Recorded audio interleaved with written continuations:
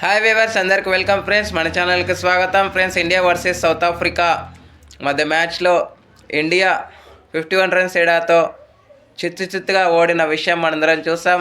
So ఈరోజు India ఓడిపోవడానికి main reasons ఏంటి అనేది మనం డిస్కస్ చేద్దాం. అంతకంటే ముందు ఈరోజు యువరాజ్ సింగ్ గారి యొక్క బర్త్డే.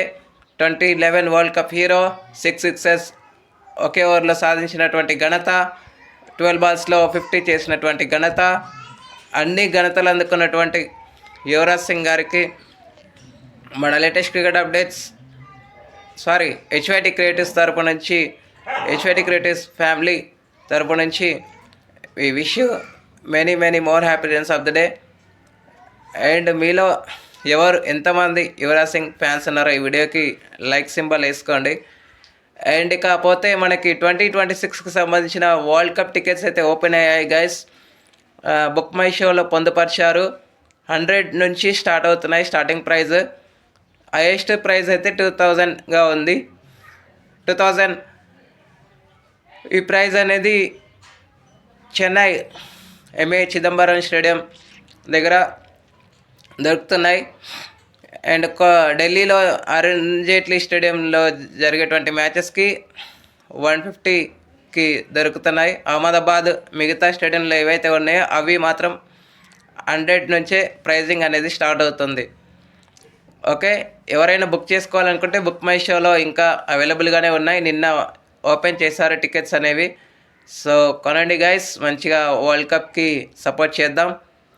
సో ఇక ఏమాత్రం లేట్ చేయకుండా, అంతకంటే ముందు నిన్న యువరాజ్ సింగ్ వర్సెస్ హర్మన్ప్రీత్ కౌర్ యొక్క స్టాన్స్ని అయితే ముల్లాంపూర్లో ఆవిష్కరించారు. ఇది మంచి మూవ్ అని చెప్పుకోవచ్చు. ఆల్రెడీ ప్రెవిలియన్ హర్భజన్ సింగ్ పేరు మీద ఉన్న విషయం అందరం చూసాం. అయితే నిన్న ఇది ఆవిష్కరణ అయితే జరిగిందనే చెప్పుకోవచ్చు. ఇది మంచి మూవ్ అని చెప్పుకోవచ్చు. ఎందుకంటే పంజాబ్ క్రికెట్ అసోసియేషన్ వారిని గుర్తించి వారికి ప్రతిఫలంగా వాళ్ళ యొక్క స్టాండ్స్ని పెట్టడం అనేది వారికి ఒక నిదర్శనం అని చెప్పుకోవచ్చు. ఓకే, ఇక ఏమాత్రం లేట్ చేయకుండా మనము మ్యాచ్ వివరాలకు వెళ్ళిపోదాం. So let's move in to the topic. Hi, hello viewer, అందరికీ వెల్కమ్ ఫ్రెండ్స్. మన ఛానల్కి స్వాగతం. మా ఛానల్లో మీకు కనుక వీడియోస్ నచ్చితే లైక్ చేయండి, షేర్ చేయండి, కామెంట్ చేయండి మరియు సబ్స్క్రైబ్ చేయండి.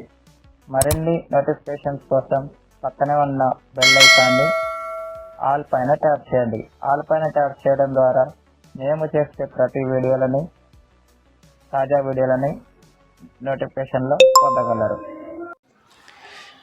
సో అంతకంటే ముందు ఈరోజు జరిగినటువంటి మ్యాచ్లో రికార్డ్స్ మనం మాట్లాడుకుంటే, సౌత్ ఆఫ్రికా 51 రన్స్ తేడాతో గెలిచిన తర్వాత వరల్డ్ రికార్డ్ని సృష్టించింది. అదేంటంటే ఇంగ్లాండ్ ఆస్ట్రేలియాని దాటుకొని 13 T20 ఐస్ గెలిచిన టీమ్గా సౌత్ ఆఫ్రికా నిలిచిందని చెప్పుకోవచ్చు.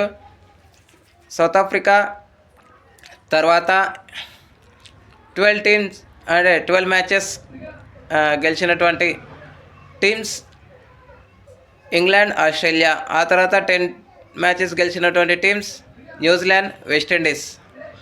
సో అది గైస్. అదేవిధంగా హర్షదీప్ సింగ్ ఒక రికార్డ్ని క్రియేట్ చేశాడు. అది కూడా చెత్త రికార్డు. అది నమీన్ ఉల్ హక్ని క్రాస్ చేశాడు. నమీన్ ఉల్ హక్ జింబాబ్వే పైన చాలా వైడ్స్ వేశాడు. దాన్ని అంటే 6 వైడ్లు వేసి ఉండొచ్చు. దాన్ని అధిగమించి 7 వైడ్లు వేసినటువంటి ఘనత, చెత్త రికార్డ్ని మూటగట్టుకున్నాడు హర్షదీప్ సింగ్. ఓకే, ఇక ఏమాత్రం లేట్ చేయకుండా రివ్యూలకు వెళ్ళిపోతే, టాస్ గెలిచిన కెప్టెన్ ఫీల్డింగ్ ఎంచుకున్నాడు సూర్యకుమార్ యాదవ్.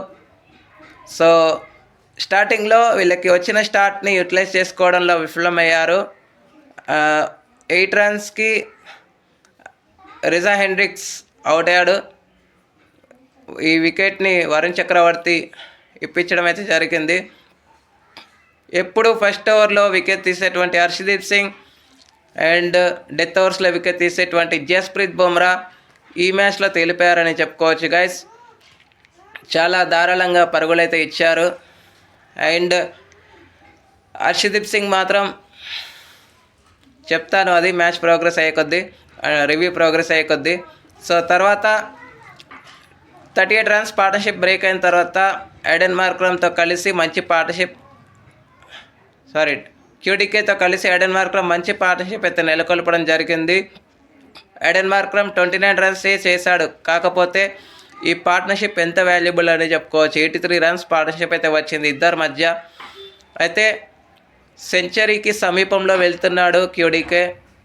అంతకంటే ముందే ఎడెన్ మార్క్రమ్ 29 రన్స్కి అవుట్ అయ్యాడు. అయితే 16th ఓవర్ ప్రోగ్రెస్లో ఉన్నప్పుడు జితేష్ శర్మ అద్భుతమైన స్టంప్తో కొట్టిన తర్వాత రన్అట్ అయితే అవడం అయితే జరిగింది. తన 10 రన్ మార్క్ సెంచరీ మిస్ చేసుకున్నాడు అని చెప్పుకోవచ్చు. ఆ తర్వాత బ్రెవిస్ని కూడా అక్షర్ పటేల్ 14 రన్స్కి అవుట్ చేసి ప్రెవిలియన్కి పంపించాడు. సో ఈ తరుణంలో 5th wicket partnership Perera versus David Miller ఇద్దరు కలిసి 53 రన్స్ పార్ట్నర్షిప్ నెలకొల్పారు. లాస్ట్ 3 ఓవర్స్లో వీళ్ళు నెలకొల్పిన రన్స్ 49. ఓవరాల్గా చెప్పుకుంటే గాయస్, ఫస్ట్ 10 ఓవర్స్లో 90+ రన్స్ చేస్తే సెకండ్ 10 ఓవర్స్లో 123 రన్స్కి పైగా చేశారు. సో లాట్ ఆఫ్ డిఫరెన్స్ అయితే కనబడుతుంది. సో క్యాచెస్ కూడా వైఫల్యాలు అయితే ఉన్నాయి. ఇండియా టోటల్గా 22 ఎక్స్ట్రాస్ అయితే ఇచ్చింది ఈ మ్యాచ్లో అని చెప్పుకోవచ్చు. సో అక్షర్ పటేల్కి 1, వరుణ్ చక్రవర్తికి 2 వికెట్లు వచ్చాయి. వరుణ్ చక్రవర్తి 2 for 29, అక్షర్ పటేల్ 2 for 27. అంతే, ఒక రన్అట్ రూపంలో వికెట్ కోల్పోవడం చూసాం. మిగతా ఎవర్ బౌలర్స్కి వికెట్స్ అయితే రాలేవని చెప్పుకోవచ్చు. అనంతరం లక్ష్య ఛేదనకు దిగిన ఇండియాకి 9 రన్స్ స్కోర్ ఉన్నప్పుడు ఫస్ట్ వికెట్ అయితే పడింది. శుభ్మన్ గిల్ గోల్డెన్ డక్గా వెనుదిరిగాడు. 5th బాల్ అంటే తను ఎదుర్కొనే ఫస్ట్ ఓవర్లో 5th బాల్ గోల్డెన్ డక్గా వెనుదిరిగాడు. So 9 for the loss of 1 wicket ఉన్నప్పుడు అనూహ్యంగా అందరినీ ఆశ్చర్యపరుస్తూ అక్షర్ పటేల్ని పంపించారు.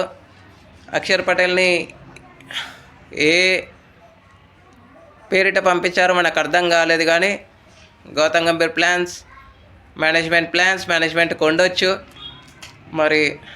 ఆ తర్వాత రనే బాల్ 21 రన్స్ అయితే చేశాడు. అయితే అభిషేక్ శర్మ 17 రన్స్ వేసి అవుట్ అయిన తర్వాత సూర్యకుమార్ యాదవ్ వచ్చాడు. సూర్యకుమార్ యాదవ్ 5 రన్స్ వేసి ఇలా వచ్చి అలా వెళ్ళిపోయాడని చెప్పుకోవచ్చు. సో తర్వాత తిలక్ వర్మతో కలిసి కొద్దిసేపు వికెట్ల పతనాన్ని అడ్డుకోగలిగారు. 32 for the loss of 3 wickets ఉన్న తరుణంలో వికెట్ల పతనాన్ని కొద్దిసేపు అడ్డుకోగలిగారు. కానీ 21 రన్స్ వేసి ఎప్పుడైతే అక్షర్ పటేల్ అవుట్ అయ్యాడో తర్వాత హార్దిక్ పాండ్యాతో కలిసి అమూల్యమైన పార్ట్నర్షిప్ నెలకొల్పినప్పటికీ, ఎన్ని పార్ట్నర్షిప్ చేసినప్పటికీ చేయాల్సిన రన్ రేట్ పెరిగిపోతూ వస్తుంది. కాబట్టి ఆ రన్ రేట్ ప్రెషర్ వల్ల హార్దిక్ పాండ్యా కూడా 20 రన్స్ వేసి అవుట్ అయ్యాడు. తర్వాత జితేష్ శర్మతో కూడా లిటిల్ పార్ట్నర్షిప్ జరిగింది. 4లతో 6లతో హడలెత్తిచ్చారు ఇద్దరు కలిసి. కానీ అది జస్ట్ ఎంటర్టైనింగ్ నాకు మాత్రమే అని చెప్పుకోవచ్చు. అంటే మార్జిన్ ఆఫ్ ఎర్రర్, అంటే ఎంత మార్జిన్తో ఓడిపోతారు అనేది తగ్గించడానికి మాత్రమే, అంతే. ఎందుకంటే అప్పటికే 5 ఓవర్స్లో 90 రన్స్ కావాలి. ఆ టైంలో ఖచ్చితంగా ఓవర్కి మినిమం 20 to 25 రన్స్ కావాలి.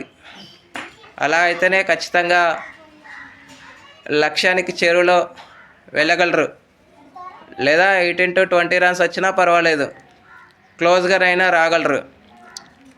సో ఎప్పుడైతే జితేష్ శర్మ 27 రన్స్కి అవుట్ అయ్యాడో 5 పరుగుల వ్యవధిలో మిగతా 5 వికెట్లను కోల్పోవడం జరిగింది. లాస్ట్ వికెట్గా తిలక్ వర్మ 19.1 అంటే 28th ఓవర్లో ఫస్ట్ బాల్లోనే వికెట్ అవుట్గా వెనుదిరగడం అయితే జరిగింది.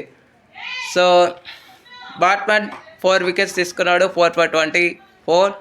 ఆ తర్వాత 2 for 25 మార్కో యాన్సన్, ఆ తర్వాత 2 for 26 ఎంగిడి, నెక్స్ట్ సిపామ్లాకి 2 వికెట్లు అయితే రావడం జరిగింది. ఎక్స్ట్రాస్ ఓన్లీ 5 ఎక్స్ట్రాస్ అయితే రావడం జరిగింది. ఇక ప్లేయర్ ఆఫ్ ద మ్యాచ్గా క్వింటన్ డికాక్కి player of the match award అయితే రావడం జరిగింది. ఇక నెక్స్ట్ T20I రేపు జరగబోతుంది, ఎల్లుండి సండే రోజు జరగబోతుంది. మరి సండే రోజు అయినా ఎవరైతే గెలుస్తారో వాళ్ళు ఇన్ డ్రైవర్ సీట్ లీడ్.